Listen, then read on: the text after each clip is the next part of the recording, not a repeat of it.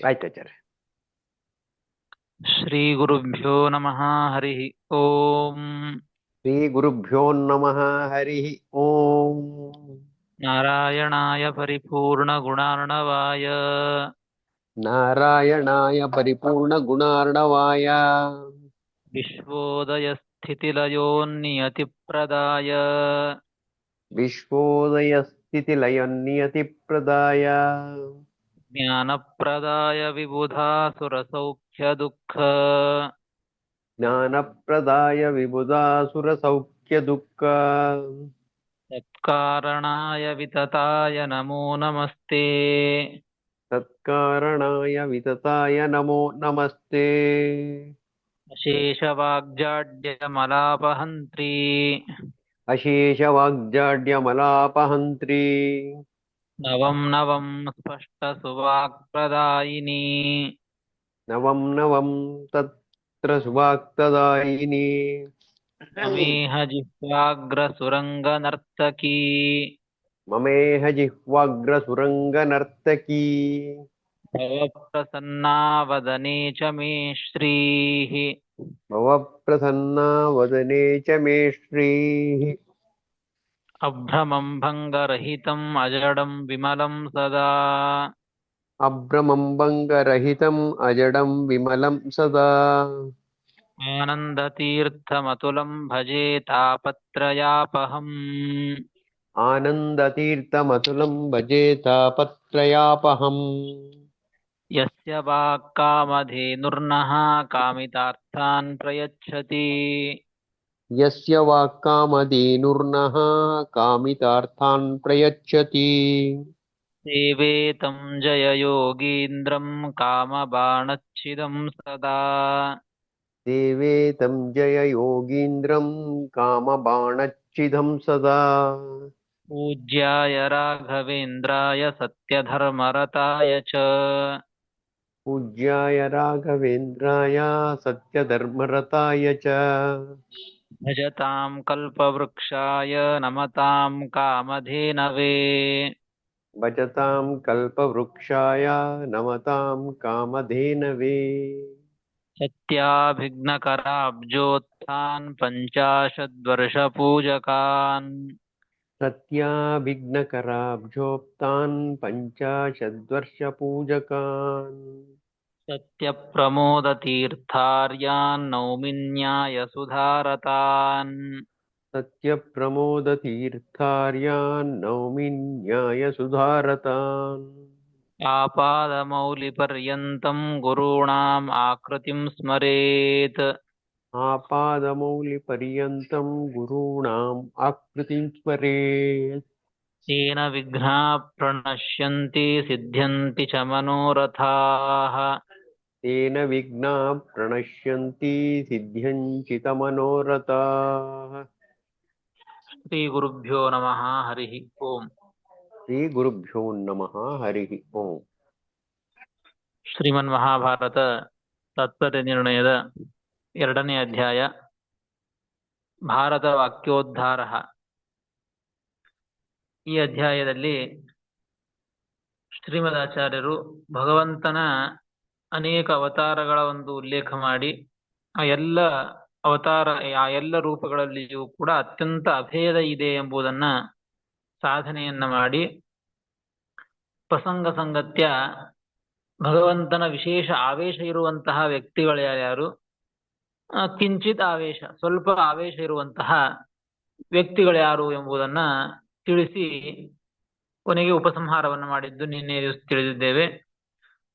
ಈ ಎಲ್ಲ ಭಗವಂತನ ಅವತಾರಗಳು ಅಭಿನ್ನ. ಹೀಗಾಗಿ ರಾಮಕೃಷ್ಣಾದಿ ಅವತಾರಗಳು ಬಲಕಾರ್ಯದಲ್ಲಿ ಪ್ರವೃತ್ತವಾದಂತಹ ಅವತಾರಗಳು. ಈ ಅವತಾರಗಳಲ್ಲಿ ಹನುಮಂತ ದೇವರು ಭೀಮಸೇನ ದೇವರು ಅಂತರಂಗ ಕಾರ್ಯ ಸಾಧಕರಾದ್ದರಿಂದ ಇವರು ಭಗವಂತನಿಗೆ ಪ್ರೀತ್ಯಾಸ್ಪದರು, ಅದಕ್ಕೆ ಉತ್ತಮ ಅಂತ ಅವರು ಶ್ರೀಮದ್ ಯಾರು ವಾಯುದೇವರು, ಭೀಮಸೇನ ದೇವರು ಮತ್ತು ಹನುಮಂತ ದೇವರು ಇವರು ಉತ್ತಮರು ಎಂಬುದನ್ನ ಸಮರ್ಥನೆಯನ್ನು ಮಾಡಿ ಉಪಸಂಹಾರವನ್ನ ಮಾಡಿದರು. ಇದರ ಮೇಲೆ ಆಕ್ಷೇಪವನ್ನು ಮಾಡ್ತಾ ಇದ್ದಾರೆ. ಆಕ್ಷೇಪವನ್ನು ಮಾಡಿಕೊಂಡು ಅದಕ್ಕೆ ಉತ್ತರವನ್ನ ಮುಂದಿನ ಶ್ಲೋಕದಲ್ಲಿ ಶ್ರೀಮದಾಚಾರ್ಯರು ಉತ್ತರವನ್ನ ಕೊಡ್ತಾ ಇದ್ದಾರೆ. ವಾಯೋಃ ಅಂತರಂಗತ್ವೇ ಸಿದ್ಧೇಪಿ ಬ್ರಹ್ಮಾದಿಕಶ್ಚ ದೇವೇಭ್ಯಃ ಇತ್ಯಸ್ಯ ಕಥಂ ಸಿದ್ಧಿಃ ಇತ್ಯತಃ ಆಹ.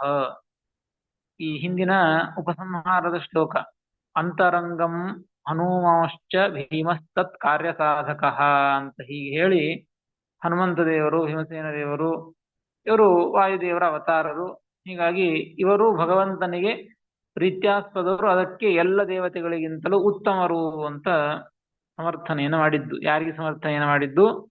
ಹನುಮಂತ ದೇವರು, ಭೀಮಸೇನ ದೇವರು ಅಂದ್ರೆ ಬೇರೆ ಎಲ್ಲ ವಾಯುದೇವರು ಅಂತ ಅರ್ಥ. ವಾಯುದೇವರಿಗೆ ಉತ್ತಮತ್ವವನ್ನ ಸಮರ್ಥನೆಯನ್ನ ಮಾಡಿದರೆ ಇಷ್ಟೆಲ್ಲ ಅನೇಕ ವಿಚಾರಗಳನ್ನ ಹೇಳಿ. ಆದರೆ ಹಿಂದೆ ಬಂದಂತಹ ಶ್ಲೋಕ, ಹಿಂದೆ ಹೇಳಿದ್ದು ಶ್ರೀಮದಾಚಾರ್ಯ, ಹಿಂದೆ ಒಂದು ಶ್ಲೋಕ ಬಂದಿದೆ, ಭಗವಂತನ ಉತ್ತಮ ಅಂತ ಹೇಳಿ, ತದನಂತರದಲ್ಲಿ ಬ್ರಹ್ಮದೇವರು ಎಲ್ಲ ದೇವತೆಗಳಿಗಿಂತಲೂ ಅಧಿಕರು, ಉತ್ತಮರು ಅಂತ ಒಂದು ಮಾತು ಹೇಳಿದ್ರು. ಬ್ರಹ್ಮಾದಿಕಶ್ಚ ದೇವೇಭ್ಯ ಅಂತ ಹಿಂದೆ ಒಂದು ಶ್ಲೋಕ ಬಂದಿದೆ ಇದೇ ಅಧ್ಯಾಯದಲ್ಲಿ. ಬ್ರಹ್ಮಾದಿಕಶ್ಚ ದೇವೇಭ್ಯ ಅಂತ ಹೇಳಿದ್ದು, ಬ್ರಹ್ಮದೇವರು ಎಲ್ಲ ದೇವತೆಗಳಿಗಿಂತಲೂ ಉತ್ತಮರು ಅಂತ ಆ ಶ್ಲೋಕದಲ್ಲಿ ಹೇಳಿದ್ದು.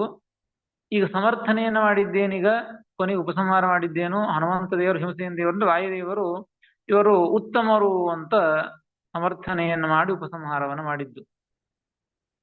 ಅಂದಮೇಲೆ ವಾಯುದೇವರಿಗೆ ಉತ್ತಮತ್ವ ಸಿದ್ಧವಾಯಿತೇ ಹೊರತು ಬ್ರಹ್ಮದೇವರಿಗೆ ಉತ್ತಮತ್ವ, ಎಲ್ಲ ದೇವತೆಗಳಿಗಿಂತ ಬ್ರಹ್ಮದೇವರು ಅಧಿಕರು, ಆ ಬ್ರಹ್ಮದೇವರಿಗೆ ಆಧಿಕ್ಯ, ಉತ್ತಮತ್ವ ಇದು ಸಿದ್ಧವಾಗಲಿಲ್ಲಲ್ಲ, ಅದು ಹೇಗೆ ಸಿದ್ಧ ಆಗ್ತದೆ ಅಂತ ಪ್ರಶ್ನೆ. ವಾಯುದೇವರಿಗೆ ಸಿದ್ಧ ಆಯ್ತೇ ಹೊರತು ಬ್ರಹ್ಮದೇವರಿಗೆ ಸಿದ್ಧ ಆಗ್ಲಿಲ್ಲ ಅಂತ ಪ್ರಶ್ನೆ. ಅದಕ್ಕೆ ಉತ್ತರವನ್ನ ಶ್ರೀಮದಾಚಾರ್ಯರು 35ನೇ ಶ್ಲೋಕದಿಂದ, ಈ ಶ್ಲೋಕದಿಂದ ತಿಳಿಸಿಕೊಡ್ತಾ ಇದ್ದಾರೆ. ಬ್ರಹ್ಮಾತ್ಮಕೋ ಯತೋ ವಾಯುಃ, ಬ್ರಹ್ಮಾತ್ಮಕೋ ಯತೋ ವಾಯುಃ ಪದಂ ಬ್ರಾಹ್ಮಮಗಾತ್ ಪುರಾ, ಪದಂ ಬ್ರಹ್ಮಮಗಾತ್ ಪುರಾ, ವಾಯೋರನ್ಯಸ್ಯ ನ ಬ್ರಾಹ್ಮಂ, ವಾಯೋರನ್ಯಸ್ಯ ನ ಬ್ರಾಹ್ಮಂ, ಪದಂ ತಸ್ಮಾತ್ ಸ ಏವ ಸಃ, ಪದಂ ತಸ್ಮಾತ್ ಸ ಏವ ಸಃ. ಬ್ರಹ್ಮಾತ್ಮಕೋ ಯಥೋ ವಾಯುಃ ಪದಂ ಬ್ರಾಹ್ಮಮಗಾತ್ ಪುರಾ, ವಾಯೋರನ್ಯಸ್ಯ ನ ಬ್ರಾಹ್ಮಂ ಪದಂ ತಸ್ಮಾತ್ ಸ ಏವ ಸಃ ಎಂಬುದಾಗಿ 35ನೇ ಶ್ಲೋಕ ಪದ ವಿಭಾಗ. ಬ್ರಹ್ಮಾತ್ಮಕಃ ಯತಃ ವಾಯುಃ ಪದಂ ಬ್ರಾಹ್ಮಂ ಅಗಾತ್ ಪುರ, ವಾಯೋಃ ಅನ್ಯಸ್ಯ ನ ಬ್ರಾಹ್ಮಂ ಪದಂ ತಸ್ಮಾತ್ ಸಹ ಏವ ಸಹ ಎಂಬುದಾಗಿ ಪದವಿಭಾಗ. ಪ್ರಶ್ನೆಯ ಮಾಡಿದ್ದು ವಾಯುದೇವರಿಗೆ ಆಧಿಕ್ಯ ಅಥವಾ ವಾಯುದೇವರಿಗೆ ಉತ್ತಮತ್ವ ಸಿದ್ಧವಾಯಿತೇ ಹೊರತು ಬ್ರಹ್ಮದೇವರಿಗೆ ಆಧಿಕ್ಯ, ಉತ್ತಮತ್ವ ಎಲ್ಲಿ ಸಿದ್ಧ ಆಯಿತು, ಹೇಗೆ ಸಿದ್ಧ ಆಯಿತು ಇದರಿಂದ ಅಂತ ಪ್ರಶ್ನೆ ಕೇಳಿದ್ದು. ಅದಕ್ಕೆ ಶ್ರೀಮದಾಚಾರ್ಯ ಉತ್ತರವನ್ನು ಕೊಟ್ಟದ್ದು, ಬ್ರಹ್ಮಾತ್ಮಕೋ ಯಥೋ ವಾಯು. ವಾಯುದೇವರು ಸಿದ್ಧ ಆಯ್ತು, ಬ್ರಹ್ಮದೇವರು ಹೆಂಗ್ ಸಿದ್ಧ ಆಯ್ತು ಅಂತ ಕೇಳಲಿಕ್ಕೆ ಹೋಗಬಾರದು. ಯಾಕೆ ಅಂದ್ರೆ ಆ ವಾಯುದೇವರು ಬ್ರಹ್ಮದೇವರು ಅಂದ್ರೆ ಬೇರೆ ಅಲ್ಲ. ಬ್ರಹ್ಮಾತ್ಮಕೋ ಯಥೋ ವಾಯು, ಆ ವಾಯುದೇವರು ಇವರು ಬ್ರಹ್ಮದೇವರ ಸ್ವರೂಪರಾದವರು, ಅಂದ್ರೆ ಯಾವ ವಾಯುದೇವರೇ ಬ್ರಹ್ಮದೇವರಾಗ್ತಾರೆ. ಹೀಗಾಗಿ ಬ್ರಹ್ಮಾತ್ಮಕೋ ಯಥೋ ವಾಯು ಪದಂ ಬ್ರಾಹ್ಮಂ ಅಗಾತ್ ಪುರ, ಹಿಂದೆ ವಾಯುದೇವರು ಅಂತ ಯಾರಿದ್ರು, ಈಗ ಬ್ರಹ್ಮದೇವರು ಅಂತ ಯಾರಿದ್ದಾರೋ ಅವರೇ ಹಿಂದಿನ ಕಲ್ಪದಲ್ಲಿ ವಾಯುದೇವರಾಗಿದ್ರು. ಆ ವಾಯುದೇವರೇ ಈಗ ಬ್ರಹ್ಮದೇವರಾಗಿದ್ದು. ಹೀಗಾಗಿ ಬ್ರಹ್ಮಾತ್ಮಕೋ ಯತಃ ವಾಯು, ಯತಃ ಯಾವ ಕಾರಣಕ್ಕಾಗಿ, ವಾಯು ಬ್ರಹ್ಮಾತ್ಮಕಃ, ವಾಯುದೇವರೇ ಬ್ರಹ್ಮಸ್ವರೂಪರು, ಅವರೇ ಬ್ರಹ್ಮದೇವರಾಗೋರು. ಹೀಗಾಗಿ ಅವರಿಗೆ ಭೇದ ಇಲ್ಲ. ಹೀಗಾಗಿ ಬ್ರಾಹ್ಮಂ ಪದಂ ಪುರ ಅಗಾತ್. ಆ ವಾಯುದೇವರು ಈಗ ಆ ಬ್ರಹ್ಮ ಪದವಿಯನ್ನು ಹೊಂದಿ ಬ್ರಹ್ಮದೇವರಾಗಿದ್ದಾರೆ. ಹೀಗಾಗಿ ವಾಯುದೇವರಿಗೆ ಉತ್ತಮತ್ವವನ್ನ ಆಧಿಕ್ಯವನ್ನ ಸಮರ್ಥನೆಯನ್ನು ಮಾಡಿದ್ದಾರೆ ಅಂತಂದ್ರೆ ಆ ಹಿಂದಿನ ಕಲ್ಪದಲ್ಲಿ ಇರತಕ್ಕಂತಹ ವಾಯುದೇವರೇ ಈಗಿನ ಕಲ್ಪದಲ್ಲಿ ಬ್ರಹ್ಮದೇವರಾಗಿದ್ದು ಅಂದ ಮೇಲೆ ವಾಯುದೇವರಿಗೆ ಉತ್ತಮತ್ವ ಆಧಿಕ್ಯ ಇದೆ ಅಂದ್ರೆ ಬ್ರಹ್ಮದೇವರಿಗೂ ಆ ಉತ್ತಮತ್ವ ಆಧಿಕ್ಯ ಇದೆ ಅಂತ ಅರ್ಥ. ಅದನ್ನು ಪ್ರತ್ಯೇಕವಾಗಿ ಸಮರ್ಥನೆ ಮಾಡುವಂತಹ ಅವಶ್ಯಕತೆ ಇಲ್ಲ ಅಂತ ತಿಳಿಸಿಕೊಡ್ತಾರೆ. ವಾಯು ಬ್ರಹ್ಮಾತ್ಮಕ ಅಂದ್ರೆ ಬ್ರಹ್ಮಾಭಿನ್ನ ಇತಿ ಪ್ರತಿಜ್ಞಾ. ವಾಯುದೇವರು ಬ್ರಹ್ಮಾತ್ಮಕರು, ಬ್ರಹ್ಮದೇವರಿಂದ ಅಭಿನ್ನರು. ಅದಕ್ಕೆ ಕಾರಣ ಏನು ಅಂದ್ರೆ ಹೇತು ಕಥನಂ ಯತಃ ಇತಿ ಅನ್ನ ಹೇಳಿದ್ರು. ಯತಃ ವಾಯು ಪದಂ ಬ್ರಾಹ್ಮಮಗಾತ್ ಪುರ ಎಂಬುದಾಗಿ ಟಿಪ್ಪಣಿಕಾರರು ತಿಳಿಸಿಕೊಡ್ತಾರೆ. ಪೂರ್ವಕಲ್ಪೆ ವಾಯು, ಯಾವ ಪೂರ್ವಕಲ್ಪದಲ್ಲಿ ವಾಯುದೇವರು, ಪಶ್ಚಾತ್ ದ್ವಿತೀಯ ಕಲ್ಪೆ ಬ್ರಾಹ್ಮಂ ಪದಂ ಅಗಾತ್ ಅಂತ ಅರ್ಥವನ್ನು ಬರೀತಾರೆ ಟಿಪ್ಪಣಿಯಲ್ಲಿ. ಎರಡನೇ ಕಲ್ಪದಲ್ಲಿ ಅಂದ್ರೆ ಈಗಿನ ಕಲ್ಪ, ಹಿಂದಿನ ಕಲ್ಪದಲ್ಲಿ ಪ್ರಥಮ ಕಲ್ಪ ಅಂತ ಇಟ್ಕೊಂಡ್ರೆ ವಾಯುದೇವರಾಗಿದ್ರು, ಈಗ ದ್ವಿತೀಯ ಕಲ್ಪ ಬ್ರಹ್ಮದೇವರಾಗಿದ್ದಾರೆ. ಹೀಗಾಗಿ ತೇನ ವಾಯೋ ಆಧಿಕ್ಯೆ ಉಪಪಾದಿತೆ ಬ್ರಹ್ಮಣ ಏವ ಆಧಿಕ್ಯಂ ಉಪಪಾದಿತಂ ಭವತಿ. ವಾಯುದೇವರಿಗೆ ಆಧಿಕ್ಯವನ್ನ ಉತ್ಪಾದನೆ ಮಾಡಿದರೆ ಬ್ರಹ್ಮದೇವರಿಗೆ ಆಧಿಕ್ಯವನ್ನ, ಉತ್ತಮತ್ವವನ್ನ ಉಪಾದನೆ ಮಾಡಿದಂತೆ ಆಗ್ತದೆ. ಹೀಗಾಗಿ ಪ್ರತ್ಯೇಕವಾಗಿ ಮಾಡುವಂತಹ ಅವಶ್ಯಕತೆ ಇಲ್ಲ. ಆಯ್ತು. ಈ ಹಿಂದಿನ ವಾಯುದೇವರೇ ಈಗ ಬ್ರಹ್ಮದೇವರಾಗಿದ್ದು ಅದಕ್ಕೆ ವಾಯುದೇವರಿಗೆ ಉತ್ತಮತ್ವ ಅಥವಾ ಆಧಿಕ್ಯ ಎರಡು ಒಂದೇ ಅರ್ಥ. ಆಧಿಕ್ಯ ಉತ್ತಮತ್ವವನ್ನ ಸಮರ್ಥನೆಯನ್ನು ಮಾಡಿದ್ದಕ್ಕೆ ಬ್ರಹ್ಮದೇವರಿಗೆ ಸಮರ್ಥನೆ ಮಾಡಿದಂತೆ ಆಯಿತು ಅಂತ ಅಂದ್ರೆ ಇದರ ಮೇಲೆ ಪ್ರಶ್ನೆ ಮಾಡ್ತಾ ಇದ್ದಾರೆ. ನನು ಅನ್ಯಸ್ಯಾಪಿ ಬ್ರಹ್ಮಪದ ಪ್ರಾಪ್ತಿರ್ಭವತು ಇತ್ಯತಃ ಆಹ. ಈಗ ನೋಡ್ರಿ, ಈಗ ವಾಯುದೇವರಿಗೆ ಉತ್ತಮತ್ವ ಸಮರ್ಥನೆ ಮಾಡಿ ಇದೇ ವಾಯುದೇವರೇ ಹಿಂದಿನ ವಾಯುದೇವರು ಈಗ ಬ್ರಹ್ಮದೇವರಾಗಿದ್ದು, ಈಗ ಯಾರು ವಾಯುದೇವರಿದ್ದಾರೋ ಮುಂದಿನ ಕಲ್ಪದಲ್ಲಿ ಬ್ರಹ್ಮದೇವರಾಗ್ತಾರೆ.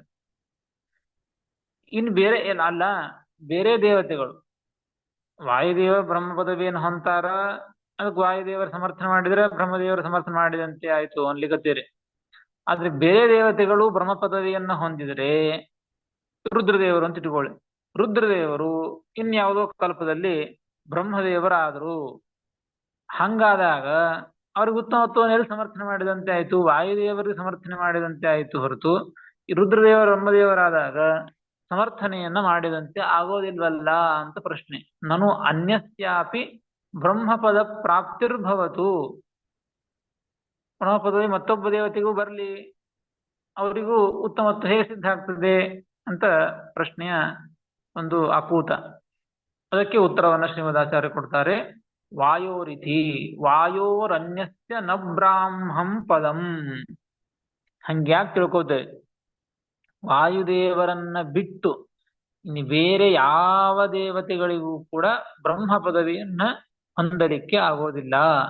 ವಾಯೋಹೋ ಅನ್ಯಸ್ಯ, ವಾಯುದೇವರಿಂದ ಅನ್ಯರಾದಂತಹ ದೇವತೆಗಳು, ರುದ್ರದೇವರೇ ಮೊದಲಾದಂತಹ ಯಾವ ದೇವತೆಗಳಿಗೂ ಕೂಡ ಬ್ರಾಹ್ಮಂ ಪದಂ ನ, ಬ್ರಹ್ಮ ಪದವಿಯನ್ನ ಹೊಂದಲಿಕ್ಕೆ ಆಗೋದಿಲ್ಲ. ವಾಯೋಹೋ ಏವ ಇತಿ ನಿಯಮನಾತ್ ಅನ್ಯಸ್ಯ ತತ್ಪದ ಪ್ರಾಪ್ತಿ ಇತಿ ಭಾವಃ. ನ ತತ್ಪದ ಪ್ರಾಪ್ತಿ ಇತಿ ಭಾವಃ. ವಾಯುದೇವರಿಗೇನೆ ಈ ಬ್ರಹ್ಮ ಪದವಿ ಅಂತ ಹೇಳಿದ್ದರಿಂದ ಬೇರೆ ಯಾವ ದೇವತೆಗಳಿಗೂ ಕೂಡ ಈ ಬ್ರಹ್ಮ ಪದವಿಯನ್ನ ಹೊಂದಲಿಕ್ಕೆ ಆಗೋದಿಲ್ಲ. ಅದಕ್ಕಾಗಿ ತಸ್ಮಾತ್, ಹೀಗಾಗಿ ವಾಯುದೇವರನ್ನ ಬಿಟ್ಟು ಬೇರೆ ಯಾವ ದೇವತೆಗಳು ಬ್ರಹ್ಮ ಪದವಿಯನ್ನು ಹೊಂದೋದಿಲ್ಲ ಅಂದ ಮೇಲೆ ವಾಯುದೇವರಿಗೆ ಉತ್ತಮತ್ವವನ್ನು ಸಮರ್ಥನೆ ಮಾಡಿಬಿಟ್ರೆ ಸಾಕು, ಬ್ರಹ್ಮದೇವರಿಗೂ ಮಾಡಿದಂತೆ ಆಗ್ತದೆ. ಸ ಏವ ವಾಯು ಏವ ಸಹ ಬ್ರಹ್ಮ. ತಸ್ಮಾತ್ ಸಹ ಏವ ಸಹ ಅಂತಿದೆ. ಸಹ ಅಂದ್ರೆ ವಾಯುದೇವರು, ಸಹ ಏವ ವಾಯುದೇವರೇ, ಸಹ ಅಂದ್ರೆ ಬ್ರಹ್ಮದೇವರು ಅಂತ ಅರ್ಥ. ಅಂದ್ರೆ ಆ ವಾಯುದೇವರೇ, ಹಿಂದಿನ ವಾಯುದೇವರೇ ಈಗ ಬ್ರಹ್ಮದೇವರಾದದ್ದು, ಈಗಿನ ವಾಯುದೇವರೇ ಮುಂದೆ ಬ್ರಹ್ಮದೇವರಾಗುವುದು. ಹೀಗಾಗಿ ಬ್ರಹ್ಮದೇವರಿಗೂ ಆಧಿಕ್ಯವನ್ನು ಸಮರ್ಥನೆ ಮಾಡಿದಂತೆ ಆಯಿತು. ಹೀಗಾಗಿ ಹಿಂದೆ ಏನು ಇದೇ ಅಧ್ಯಾಯದಲ್ಲಿ ಶ್ಲೋಕ ಬಂತು, ಶ್ರೀಮದಾಚಾರ್ಯ ಹೇಳಿದ್ರು ಬ್ರಹ್ಮಾದಿ ಕಷ್ಟ ದೇವೇಭ್ಯ ಅಂತ. ಹೀಗೆ ಆ ಶ್ಲೋಕದ ಉಪಸಂಹಾರವನ್ನೇ ಈ ಹಿಂದಿನ ಶ್ಲೋಕದಲ್ಲಿ 34ನೆಯ ಶ್ಲೋಕದಲ್ಲಿ ತಸ್ಮಾತ್ ಬಲ ಪ್ರವೃತ್ತಸ್ಯ ಎಂಬುವಂತಹ ಶ್ಲೋಕದಲ್ಲಿ ಬ್ರಹ್ಮದೇವರಿಗೆ ಆಧಿಕ್ಯವನ್ನ ಹೇಳುವ ಮುಖಾಂತರವಾಗಿಯೇನೆ ಉಪಸಂಹಾರ ಮಾಡಿದಂತೆ ಆಯಿತು ಎಂಬುದನ್ನ ಈ ರೀತಿಯಾಗಿ ಉತ್ತರವನ್ನು ಕೊಟ್ಟು ಶ್ರೀಮದಾಚಾರ್ಯರು ಅದಕ್ಕೆ ಸಮಾಧಾನವನ್ನ ತಿಳಿಸ್ತಾರೆ. ಇನ್ನು ಇದಾದ ಮೇಲೆ ನನು ಸ್ತ್ರೀಷು ಗುಣವೈಶಿಷ್ಟ್ಯ ಜ್ಞಾಪಕಂ ಕಿಂ ಪ್ರಶ್ನೆ ಕೇಳ್ಬೋದಾ ಆಚಾರ್ಯ? ಕೇಳಿ ಕ್ಷಮಿಸಿ. ಕೇಳಿ. ಹಿಂಗ್ ಮಾಡ್ಬೋದು, ಒಂದೊಂದ್ ಶ್ಲೋಕ ಆದ್ಮೇಲೆ ಯಾರಿಗಾರ ಪ್ರಶ್ನೆ ಇದ್ರೆ ಕೇಳಿ ಅಂತ ಒಂದು ಸಮಯ ಕೊಟ್ರೆ ಒಳ್ಳೇದು.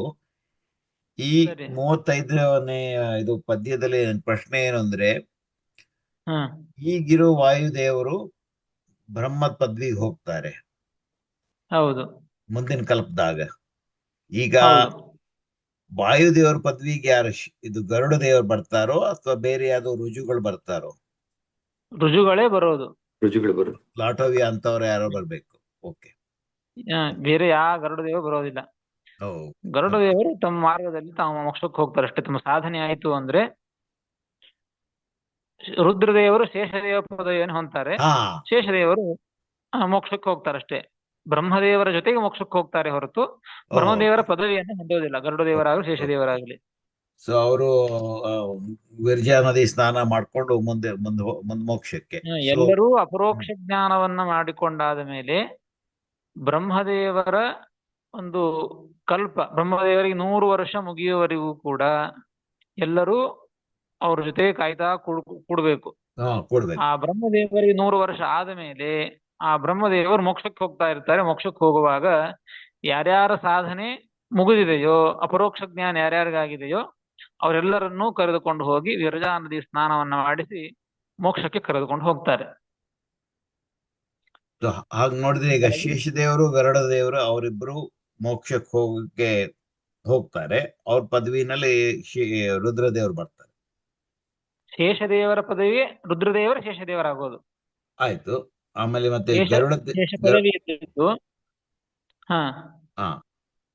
ಶೇಷ ಪದವಿ ಇರೋರು ಅವ್ರು ಗರುಡ ದೇವರಾಗ್ತಾರೆ. ಹಾಗೇನಿಲ್ಲ, ಅದು ಬೇರೆ ಬೇರೆನೆ. ಬೇರೆ ಬೇರೆನಾ? Okay okay. ಅವರಿಬ್ರು ಶೇಷ ಮಾರ್ಗ ಗರುಡ ಮಾರ್ಗ ಅಂತಿದೆ. ಆಯ್ತು.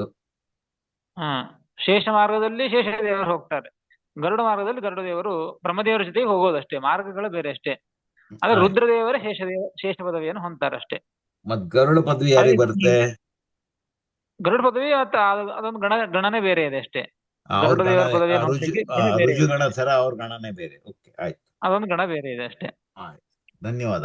ಮತ್ತೆ ಅದೇ ರೀತಿ ರುದ್ರದೇವರದು ಅಷ್ಟೇ.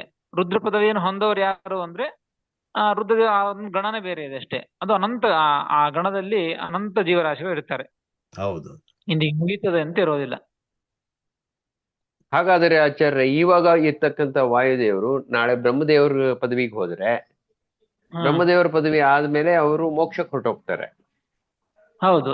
ಅವಾಗ ಬೇರೆಯವರು ವಾಯುದೇವರ ಪದವಿಗೆ ಬರ್ತಾರೆ, ರುಜುಗಳಲ್ಲಿ ಅವರು ಇದಕ್ಕೆ ಹೋಗ್ತಾರೆ. ಹಂಗೆ ಹೌದೌದು. ಈಗ ನೋಡಿ, ಒಟ್ಟು 100 ಜನ ಒಂದು ಗಣಕ್ಕೆ ಹೊಂದಿದ್ದಾರೆ ಅಂತ ತಿಳಿದುಕೊಳ್ಳಿ. ಬಹಳ ಇದೆ ಗಣ ಇದು. ಅಪರೋಕ್ಷ ನೋಡಿ, ಒಬ್ಬ ರುಜುವಿಗೆ ಅಪರೋಕ್ಷ ಜ್ಞಾನ ಆಯ್ತು ಅಂದ್ರೆ 100 ಕಲ್ಪ 100 ಬ್ರಹ್ಮದೇವರು ಕಳೆಯುವವರೆಗೂ ಕೂಡ ಅವ್ರು ಸಾಧನೆ ಮಾಡಿಕೊಳ್ಬೇಕು. ಅವರು ಹೀಗಿದೆ. ಈಗ 100 ಜನರಿಗೆ ರುಜುಗಳಿಗೆ ಅಪರೋಕ್ಷ ಜ್ಞಾನ ಆಗಿದೆ. ಈಗ ಆ 100 ಜನ ಅಪರೋಕ್ಷ ಜ್ಞಾನ ಆದವರಲ್ಲಿ 100ನೇಯವರೇ ಕೊನೆಯವರು. ಕೊನೆಯವರು ಅಂದ್ರೆ ಏನು? ಅಪರೋಕ್ಷ ಜ್ಞಾನ ಆಗಿ 99 ಕಲ್ಪ ಕಳೆದವರು ಈಗ ಬ್ರಹ್ಮದೇವರು. ಈಗ ಅವ್ರ ಆಯುಷ್ಯ, ಅವ್ರ 100 ವರ್ಷ ಮುಗೀತು ಅಂದ್ರೆ ಮೋಕ್ಷಕ್ಕೆ ಹೋಗ್ತಾರೆ. ಅವ್ರ ಹಿಂದಿನವರು 90 ಅಪರೋಕ್ಷ ಜ್ಞಾನಿಗಳಲ್ಲಿ, ರುಜುಗಳಲ್ಲಿ ಅಪರೋಕ್ಷ ಜ್ಞಾನ ಆದವರಲ್ಲಿ 99ನೇವರು ವಾಯುದೇವರು. ಇವರು 100ನೇ ಸ್ಥಾನಕ್ಕೆ ಬಂದಾಗ ಆಗ 98ನೇವರು 99ನೇ ವಾಯುದೇವರ ಸ್ಥಾನಕ್ಕೆ ಬರ್ತಾರಷ್ಟೇ. ಅಲ್ಲಿ ಒಂದು ಕಡಿಮೆ ಆಗ್ತದೆ. ಮತ್ತೊಬ್ಬ ರುಜುಗಳು ಅಪರೋಕ್ಷ ಜ್ಞಾನವನ್ನು ಹೊಂದಿ ಈ ಒಂದು ಕಕ್ಷೆಗೆ ಬರ್ತಾರೆ, ಈ ಒಂದು ಇದಕ್ಕೆ ಬರ್ತಾರೆ. ಅರ್ಥ ಆಯ್ತಲ್ಲ? ಇವಾಗ ಅರ್ಥ ನೋಡಿ. ಆಯ್ತು, ಇವಾಗ ಅರ್ಥ ಆಯ್ತು. ಆಚಾರ್ಯ, ಹೇಳಿ. ಈ 100 ಇದರಲ್ಲಿ ರುಜುಗಣದಲ್ಲಿ ಮೊದಲನೇದು ಬರೋದಲ್ವಾ? 100ನೇವರೇ ಬರ್ತಾರಾ? 100ನೇ ಅಂದ್ರೆ ಮೊದ್ಲಿಗೆ ಯಾರಿಗೆ ಅಪರೋಕ್ಷ ಜ್ಞಾನ ಆಗಿದೆಯೋ ಸೀನಿಯಾರಿಟಿ. ಹಾ ಸೀನಿಯಾರಿಟಿ ಸಂಖ್ಯೆಯಲ್ಲಿಂದನೇ ಸೂಚನೆ ಆಗುತ್ತೆಯಾ ಅದು 1, 2 ಅಂತ? ಒಬ್ರಿಗೆ ಅಪರೋಕ್ಷ ಜ್ಞಾನ ಆಗಿದೆ ಅಂತ ತಿಳಿದುಕೊಳ್ಳಿ. ಹ ಅವ್ರಿಗೆ ಮೋಕ್ಷ ಆಗೋದು ಯಾವಾಗ ಅಂದ್ರೆ 100 ಬ್ರಹ್ಮಕಲ್ಪಗಳು ಕಳಿಬೇಕು, 100 ಜನ ಬ್ರಹ್ಮದೇವರಾಗಿ ಹೋಗಬೇಕು. ಸರಿ. ಅವಾಗ ಅವ್ರಿಗೆ ಅಪರೋಕ್ಷ ಜ್ಞಾನ ಆಗ್ತದೆ. ಅಂದ್ರೆ ಈ ಬ್ರಹ್ಮದೇವರು ಯಾರಿದ್ದಾರೋ ಇವರು ಇಷ್ಟು 99 ಕಲ್ಪ ಕಳೆದಾರೆ. ಈಗ ಅವರು 99 ಕಲ್ಪ ಕಳೆದು ಈಗ ಬ್ರಹ್ಮದೇವರು ಆದದ್ದು, ಈಗ ಮೋಕ್ಷಕ್ಕೆ ಹೋಗ್ತಾರೆ 100ನೇದವ್ರು ಇವರು. ಮತ್ತೆ ಇವ್ರ ಹಿಂದೆ 99ನೇದು ವಾಯುದೇವರು ಇದ್ದಾರೆ. ಅಪರೋಕ್ಷ ಜ್ಞಾನ ಅಷ್ಟು ಆಗಿದೆ ಅಂತ ಅರ್ಥ. ಕೊನೆಯವರು ಮತ್ತೆ 100 ಕೊನೆಯೊಂದು ಉಳಿತು ಅಂದ್ರೆ ಮತ್ತೊಬ್ಬ ರುಜುಗಳು ಅಪರೋಕ್ಷ ಜ್ಞಾನ ಮಾಡ್ಕೊಂಡು ಬರ್ತಾರೆ, ಇದಕ್ಕೆ ಸೇರ್ಕೊಳ್ತಾರೆ. ಹೀಗೆ ರುಜುಗಳ ಒಂದು ಕ್ರಮ. ಆಯ್ತು ಸರ್, ಧನ್ಯವಾದ, ಅರ್ಥ ಆಯ್ತು. ಮುಂದೆ ನೋಡ್ರಿ, ಇಲ್ಲಿಯವರೆಗೆ ಏನ್ ಹೇಳಿದ್ದು, ದೇವತೆಗಳಲ್ಲಿ ದೇವರು ಉತ್ತಮರು ಅಂತ ಹೇಳಿದ್ದು. ದೇವರ ನಂತರದಲ್ಲಿ ವಾಯುದೇವರು ಉತ್ತಮರು, ವಾಯುದೇವರಾದ ಮೇಲೆ ರುದ್ರದೇವರು, ಹೀಗೆ ಒಂದು ಪುರುಷ ದೇವತೆಗಳಲ್ಲಿ ಒಂದು ಉತ್ತಮತ್ವವನ್ನ ಸಮರ್ಥನೆಯನ್ನ ಮಾಡಿಕೊಂಡು ಬಂದದ್ದು. ಹಾಗಾದ್ರೆ ನೋಡಿ, ಇಲ್ಲಿ ಹೇಳಿದ್ದು ದೇವತೆಗಳಲ್ಲಿ ಉತ್ತಮತ್ವವನ್ನ ಹೇಗೆ ತಿಳಿದುಕೊಳ್ಳಬೇಕು ಅಂತಂದ್ರೆ ಶ್ರೀಮದಾಚಾರ್ಯನ ನಿರ್ಣಯವನ್ನು ಕೊಟ್ಟದ್ದು, ಯಾರಲ್ಲಿ ಬಲ ಅಧಿಕವಾಗಿ ಇರ್ತದೋ ಅವರು ಉತ್ತಮರು. ಅದು ಕ್ರಮವನ್ನು ಹೇಗೆ ಹೇಳಿದ್ದು, ಯಾವ ಪ್ರಸಂಗದಲ್ಲಿ ಭಗವಂತ ಬಲ ಕಾರ್ಯದಲ್ಲಿ ಪ್ರವೃತ್ತನಾಗಿದ್ರೆ ಅಂತಹ ಕಾಲದೇಶದಲ್ಲಿ ಬಲವನ್ನು ನೋಡಿಕೊಂಡು ಉತ್ತಮತ್ವವನ್ನು ತಿಳಿದುಕೊಳ್ಳಬೇಕು. ಯಾರಲ್ಲಿ ಬಲ ಜಾಸ್ತಿ ಇರ್ತದೋ ಅವರು ಉತ್ತಮರು ಅಂತ ಹೇಳಿ. ಭಗವಂತ ಎಲ್ಲಿ ಜ್ಞಾನ ಕಾರ್ಯದಲ್ಲಿ ದತ್ತ ವ್ಯಾಸಾದಿ ಅವತಾರಗಳಲ್ಲಿ ಅಂತಹ ಅವತಾರ ಮಾಡಿದಂತಹ ಪ್ರಸಂಗದೊಳಗೆ ಹೇಗೆ ಉತ್ತಮತ್ವವನ್ನು ತಿಳಿದುಕೊಳ್ಳಬೇಕು ಅಂತಂದ್ರೆ, ಯಾರಲ್ಲಿ ಜ್ಞಾನ ಅಧಿಕವಾಗಿ ಇರ್ತದೋ ಅವರು ಉತ್ತಮರು ಅಂತ ತಿಳಿದುಕೊಳ್ಳಬೇಕು ಅಂತ ಹೇಳಿದ್ದು. ಒಟ್ಟಾರೆಯಾಗಿ ಇಲ್ಲಿ ಹೇಳಿದ್ದು ಬಲ ಮತ್ತು ಜ್ಞಾನ, ಮುಖ್ಯವಾಗಿ ಬಲ ಮತ್ತು ಜ್ಞಾನ ಕಾರ್ಯದಲ್ಲಿ ಪ್ರವೃತ್ತವಾದಾಗ ಜ್ಞಾನನೇ ಮುಖ್ಯ. ಹೀಗಾಗಿ ಈ ಜ್ಞಾನ ಮತ್ತು ಬಲ ಇವುಗಳ ಆಧಿಕ್ಯದಿಂದಾಗಿ ವ್ಯಕ್ತಿಗಳಲ್ಲಿ ಆಧಿಕ್ಯ, ದೇವತೆಗಳಲ್ಲಿ ಆಧಿಕ್ಯ, ಉತ್ತಮತ್ವವನ್ನ ತಿಳಿದುಕೊಳ್ಳಬೇಕು ಅಂತ ಹೇಳಿದ್ದು. ಹಾಗಾದರೆ ಸ್ತ್ರೀಯರಲ್ಲಿ ಬಲ ಇರೋದಿಲ್ಲ, ಅಷ್ಟು ಬಲ ಇರೋದಿಲ್ಲ. ಸ್ತ್ರೀಯರನ್ನ ಕರೆಯೋದೇ ಅಬಲ ಅಂತ ಕರೀತಾರೆ, ಅಬಲೆಯರು ಅಂತ, ಬಲ ಇಲ್ಲದೆ ಇರೋರು ಅಂತ ಹೇಳಿ. ಅಂದಮೇಲೆ ಮತ್ತ ಸ್ತ್ರೀಯರಲ್ಲಿ ಅವರಲ್ಲಿ ಉತ್ತಮರು ಅಧಮರು ತಾರತಮ್ಯ ಇದ್ದೇ ಇದೆ ಅಲ್ಲ. ಹಾಗಾದ್ರೆ ಅವರಲ್ಲಿ ಉತ್ತಮತ್ವವನ್ನ ಹೇಗೆ ತಿಳಿದುಕೊಳ್ಳಬೇಕು, ಅವರಲ್ಲಿರುವಂತಹ ಉತ್ತಮತ್ವಕ್ಕೆ ಪ್ರಯೋಜಕವಾದದ್ದು ಯಾವುದು, ಯಾವುದನ್ನು ನೋಡಿ ಅವರು ಉತ್ತಮರು, ಅವರಲ್ಲಿ ಉತ್ತಮತ್ವವನ್ನ ತಿಳಿದುಕೊಳ್ಳಬೇಕು ಅಂತ ಪ್ರಶ್ನೆ ಬರ್ತದೆ. ಆ ಪ್ರಶ್ನೆಯನ್ನ ಮಾಡಿಕೊಂಡು ಅನೇಕ ರೀತಿಯಾಗಿ ಆ ಸ್ತ್ರೀಯರ ಉತ್ತಮತ್ವವನ್ನ ಯಾವ ಒಂದು ದೃಷ್ಟಿಯಿಂದ ತಿಳಿದುಕೊಳ್ಳಬೇಕು, ಯಾವ ರೀತಿಯಿಂದ ತಿಳಿದುಕೊಳ್ಳಬೇಕು ಎಂಬುದನ್ನ ಶ್ರೀಮದಾಚಾರ್ಯರು ಮುಂದಿನ ಶ್ಲೋಕಗಳಲ್ಲಿ ತಿಳಿಸಿಕೊಟ್ಟಿದ್ದಾರೆ. ಅದನ್ನು ಮತ್ತೆ ನಾಳೆ ತಿಳಿದುಕೊಳ್ಳೋಣ ಅಂತ ಹೇಳ್ತೇನೆ. ಶ್ರೀಕೃಷ್ಣ ಅರ್ಪಣಮಸ್ತು. ಹರಯೇ ನಮಃ. ಶ್ರೀಕೃಷ್ಣ ಅರ್ಪಣಮಸ್ತು.